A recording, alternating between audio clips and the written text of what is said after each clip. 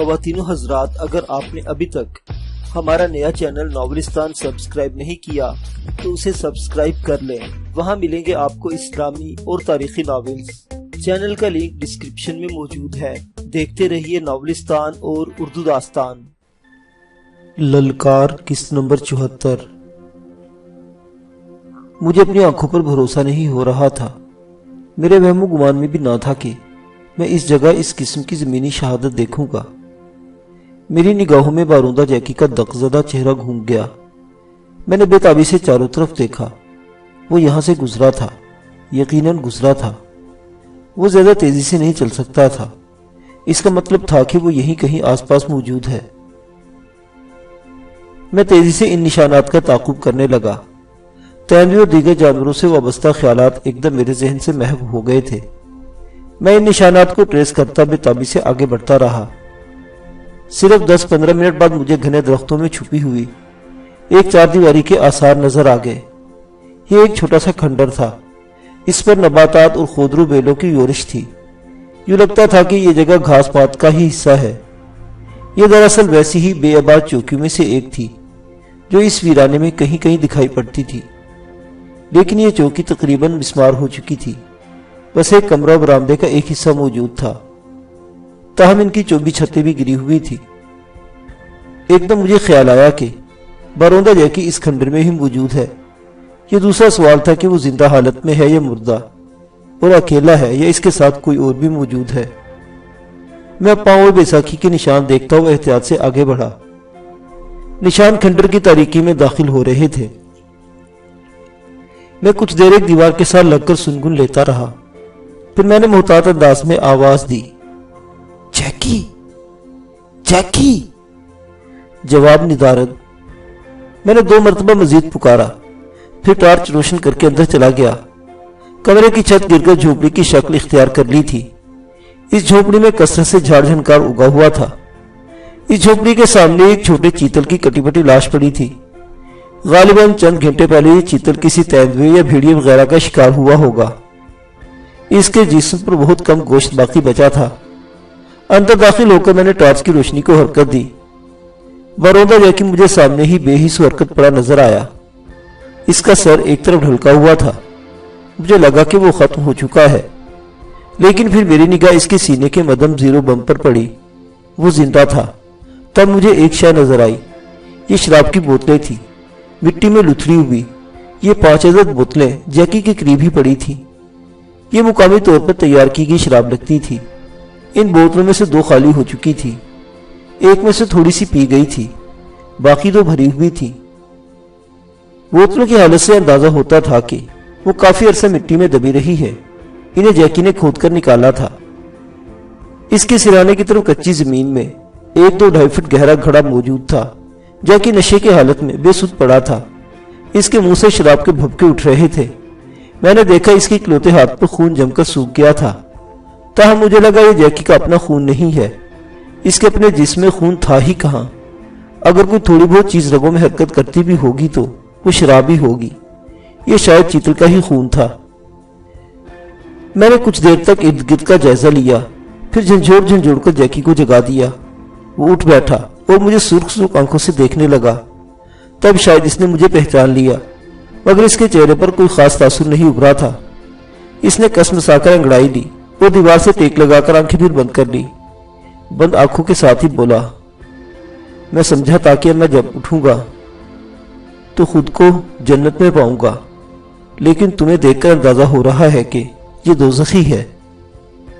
اور سناؤ، تمہارے ساتھ اور کون کون ہے یہاں؟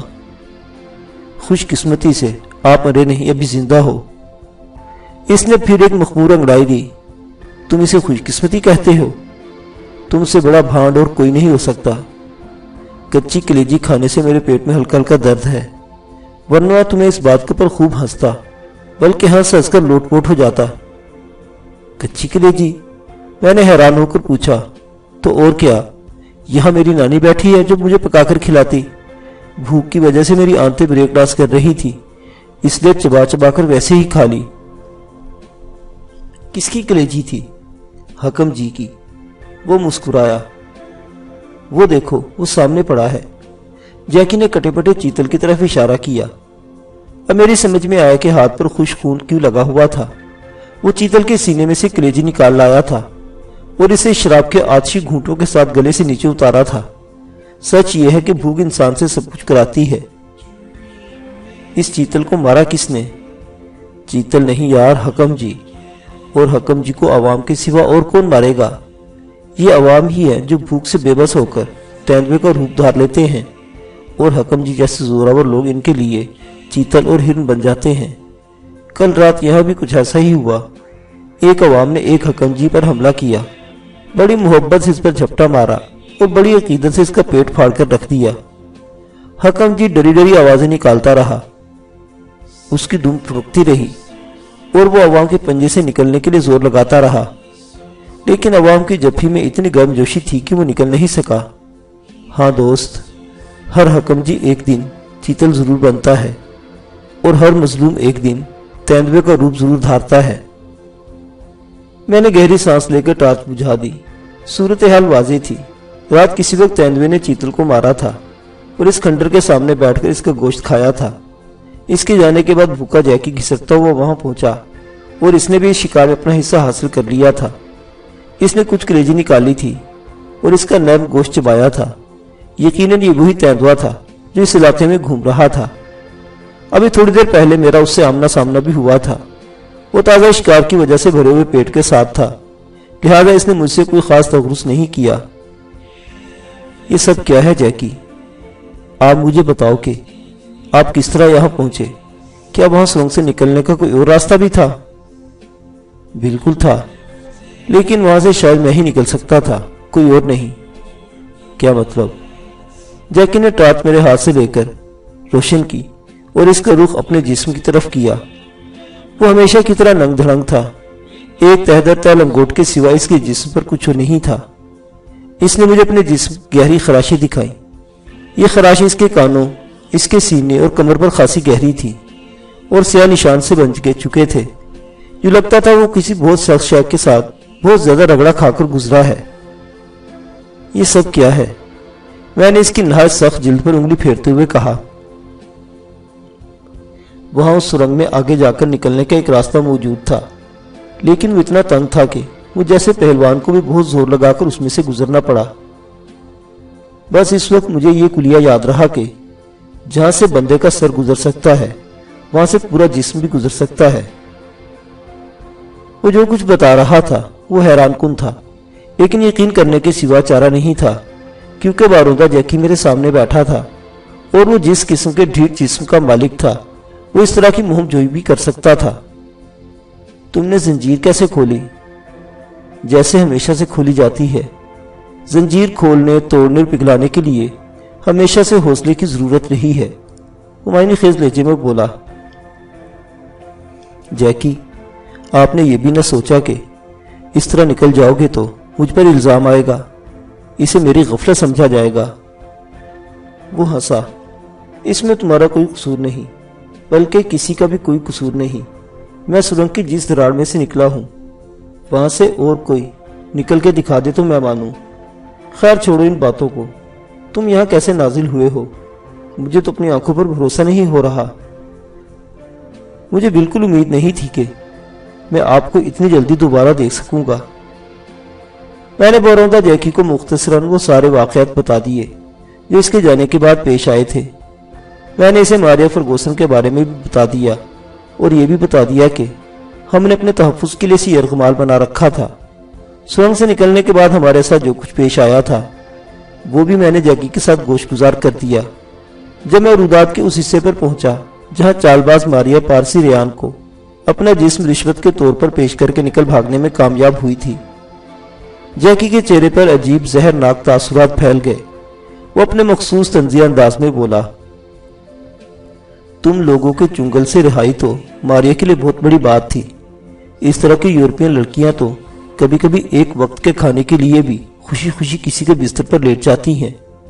ان کا جسم ان کے لیے ایک فائدہ بخش پراپرٹی کی طرح ہوتا ہے جسے یہ کسی بھی وقت رینٹ پر دے سکتی ہیں۔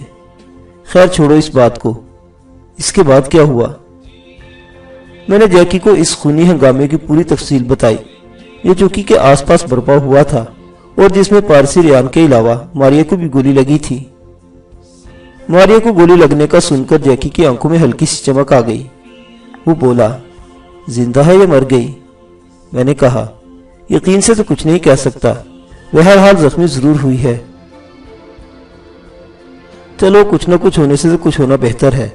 اگر وہ صاحب بچ جاتی تو یہ میرے لیے ایک بری خبر ہوتی، اور اپنی زندگی کے ان آخری دنوں میں میں بری خبر سننا نہیں چاہتا۔ اس ماریا کے لیے آپ کے دل میں بہت رنج ہے؟ ہاں، اس نے صرف مجھے دکھ دیا ہوتا تو کوئی اور بات نہیں تھی۔ اس نے شکنتلا کو دکھ دیا۔ اس کی گہری سہیلی ہو کر بھی اس نے دغا بازی کی اور ہماری ملاقاتوں کے بارے میں شکنتلا کے پتا کو بتایا۔ پتہ نہیں کہ تم نے اچھا کیا یا برا کہ مجھے سرنگ میں ماریا کی موجودگی کے بارے میں نہیں بتایا، ورنہ اس کے لیے میری بے پایا محبت نے جوش ضرور مارنا تھا۔ میں اس کی جتنی بھی عزت افزائی کر سکتا تھا ضرور کرنا۔ اگر اس عزت افزائی سے اس کی ایک دو ہڈیاں ٹوٹ جاتی تو مجھے دلی راحت ہوتی۔ بہرحال جو ہوا ٹھیک ہوا۔ خدا سے دعا ہے کہ وہ اسے زندگی دے اور مصیبت والی زندگی دے، اسے کچھ تو دوسروں کے درد کا احساس ہو۔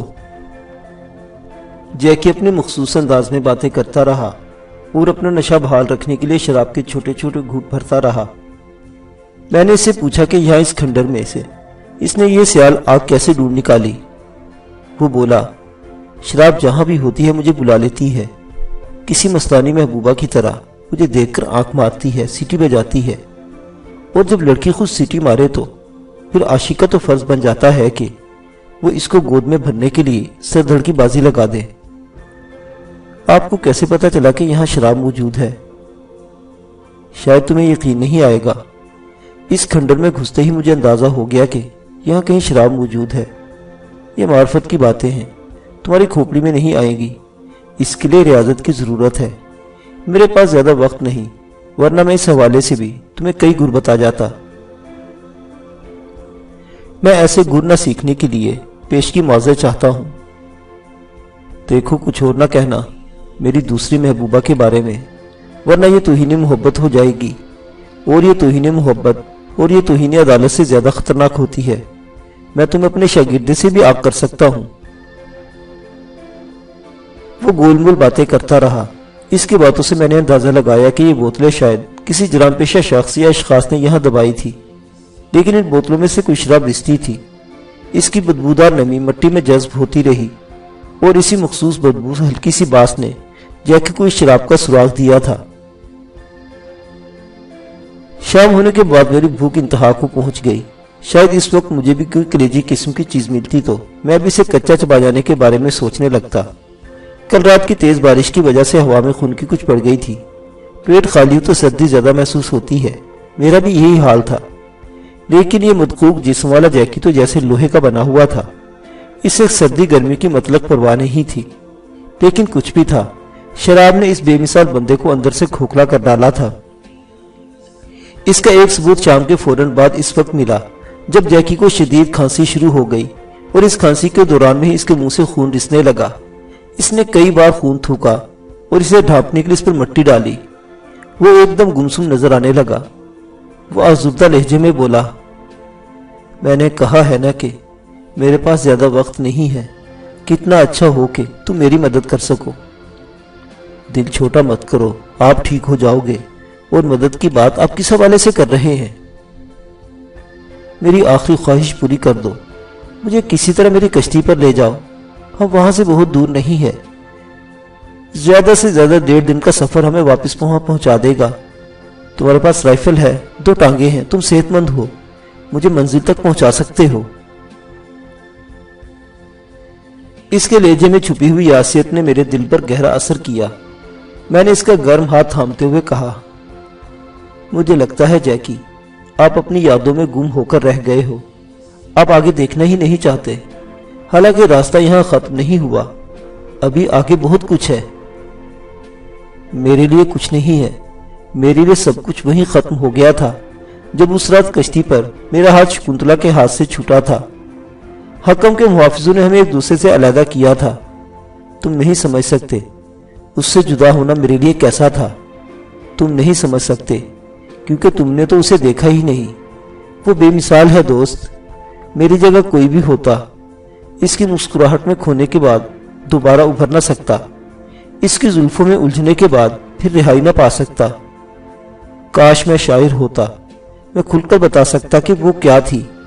اور وہ بات کرتے کرتے ایک دم رک گیا، جیسے کوئی نیا خیال اس کے ذہن سے ٹکرایا تھا، اور وہ سوچ رہا تھا کہ اس خیال کو مجھ پر ظاہر کرے یا نہیں۔ کیا کہنا چاہ رہے ہو؟ میں نے پوچھا۔ وہ توقف سے بولا، کہنا تو نہیں، کچھ دکھانا چاہ رہا تھا تمہیں، لیکن ڈرتا ہوں کہ کہیں یہ غلط نہ ہو، وہ اس پر ناراض نہ ہو جائے۔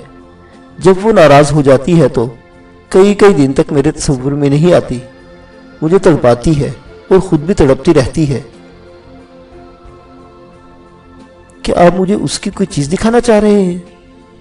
ہاں، کچھ ایسا ہی ہے، اس نے کہا، پھر ذرا سوچ کر بولا، لیکن تم وعدہ کرو کہ اس کو پاک صاف نظروں سے دیکھو گے، اس کے بارے میں اپنے دل میں کوئی ایسا ویسا خیال نہیں لاؤ گے۔ اگر ایسا ہوا تو مجھے فوراً پتہ چل جائے گا اور میں خود کو بہت گناہگار محسوس کروں گا۔ کیا آپ مجھے اس کی کوئی تصویر دکھانا چاہ رہے ہیں؟ میں نے پرشوق لہجے میں پوچھا۔ اس نے اس بات میں سر ہلایا۔ اس کی مخمور آنکھوں میں عجب سی کیفیت تھی۔ میں نے اس سے وعدہ کیا کہ ویسا ہی ہوگا جیسا وہ چاہتا ہے۔ ساتھ ساتھ میں حیران بھی ہو رہا تھا کہ یہ تصویر واقعی اگر موجود ہے تو اس نے کہاں رکھی ہوئی ہے؟ میں نے تو اسے اب تک اس میلے کے لچیلے لنگوٹ میں ہی دیکھا تھا۔ تھوڑی دیر بعد مجھے اپنے سوال کا جواب میں مل گیا۔ جیکی نے اپنے تہہ در تہہ لنگوٹ کی گرہ کھولی اور اس کی بالائی تہہ میں ایک بڑی احتیاط سے لپٹی گئی کارڈ سائز کی تصویر نکال لی۔ اسے پہلے پولی تھین میں پھر ایک رومال میں لپٹایا گیا تھا۔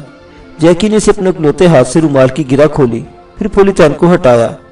وہ تصویر کو یوں برآمد کر رہا تھا جیسے کسی عبادت گاہ میں ہو اور کسی مقدس شے کو منظر عام پر لا رہا ہو۔ یہ ایک نہیں 3 تصویریں تھیں۔ مسلسل جیکی کے پاس رہنے سے ان پر تھوڑی بہت سلوٹیں بھی آ چکی تھی۔ جیکی نے پہلی تصویر مجھے دکھائی۔ یہ راج بھون کے کسی عالیشان ہال کے کمرے میں اتاری گئی تھی۔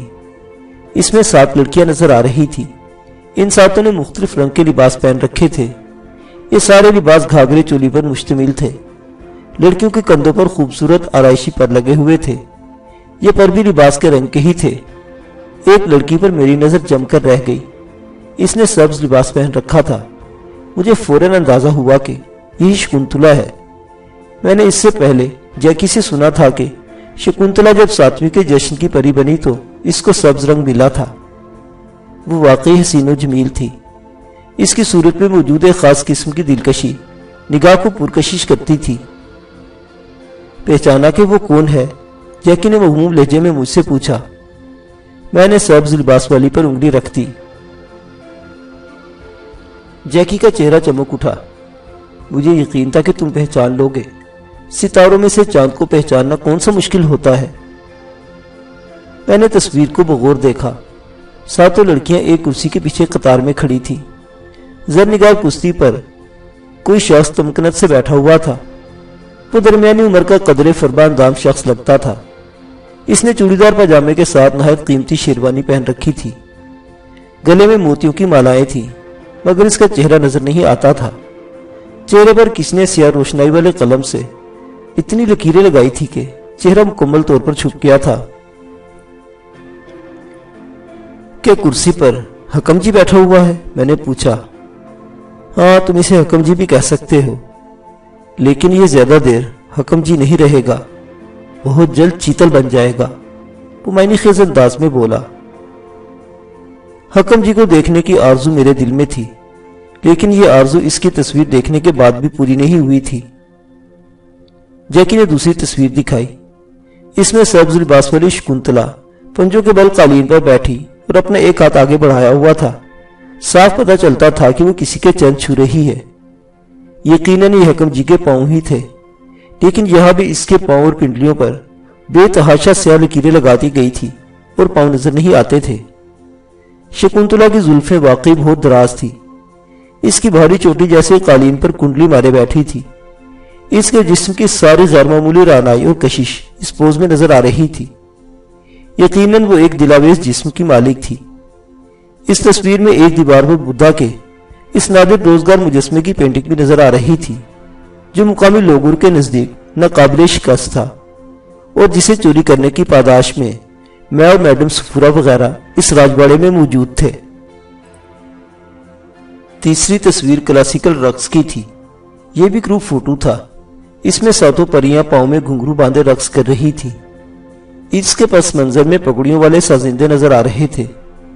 یہاں بھی شکنتلا نمایاں تھی۔ اس کا سراپا ایک تصویر تھا، اور اس تصویر نے جیکی کے ساتھ ایک کشتی میں کنول کے پھولوں سے بھری ہوئی جھیل کے اندر 7 روز گزارے تھے۔ اگر باروندہ جیکی اس حوالے سے خود کو خوش نصیب سمجھتا تھا تو شاید ٹھیک ہی سمجھتا تھا۔ یہ تصویریں آپ کو کہاں سے ملی؟ میں نے جیکی سے پوچھا۔ وہ کچھ دیر اور کھانستے رہنے کے بعد بولا، بس یہ میری خوش قسمتی میں سے ایک خوش قسمتی ہے۔ میں ان دنوں جیل سے بھاگ آیا تھا اور اپنی محسنہ ہوشن کے گھر میں چھپا ہوا تھا۔ میں نے ہوشن سے درخواست کی کہ وہ کسی طرح مجھے 7ویں کے جشن کی کچھ تصویریں لا دے۔ 7ویں کے جشن کی تصویریں اتاری جاتی تھی اور یہ جشن کے میلے میں فروخت بھی ہوتی تھی، لیکن میلہ چونکہ ختم ہو چکا تھا، اس لیے جشن کے پکچرز کارڈ کا ملنا بہت مشکل تھا۔ پھر بھی ہوشن نے کسی طرح جشن کی 8-10 پکچرز کارڈ حاصل کر لیے۔ ان میں سے ان 3 کارڈز میں شکنتلا نظر آ رہی تھی، اور یہ 3 کارڈز میرے لیے ایک بہت بڑے سرمایہ کی طرح تھے۔ تصویروں پر یہ لکیریں آپ نے لگائی ہیں؟ ہاں، حکم جی کے چہرے پر خوبصورتی اور نیکی کی چمک ہی اتنی ہے کہ برداشت سے باہر ہو جاتی ہے۔ وہ اپنے مخصوص انداز میں بولا، پھر کچھ دیر چپ رہنے کے بعد کہنے لگا، دیکھو بات کہاں سے کہاں نکل گئی۔ میں تم سے التجا کر رہا تھا کہ تم مجھے کسی طرح میری کشتی تک پہنچا دو۔ تم مجھے استاد کہتے ہو، اگر واقعی ایسا ہے تو پھر اپنے استاد پر تمہارا یہ ایک بہت عظیم احسان ہوگا۔ اس سے پہلے کہ میں جواب میں کچھ کہتا، مجھے ایک نامانوس آہٹ سنائی دی۔ پتہ نہیں کیوں مجھے شک گزرا کہ یہ کسی پمپ ایکشن رائفل کے کاک ہونے کی آواز ہے۔ میں نے ٹارچ فوراً بجھا دی اور رائفل پر اپنے ہاتھ کی گرفت مضبوط کر دی۔ لگتا تھا کہ جیکی نے بھی یہ آواز سنی اور وہ تھوڑا سا چونکا ہے۔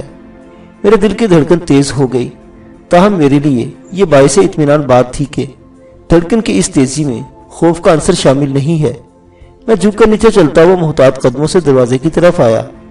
چیتل کے ڈھانچے کے قریب پہنچ کر میں نے آنکھیں سکیڑی اور ارد گرد نگاہ دوڑائی۔ میری رگوں میں خون اچھل کر رہ گیا۔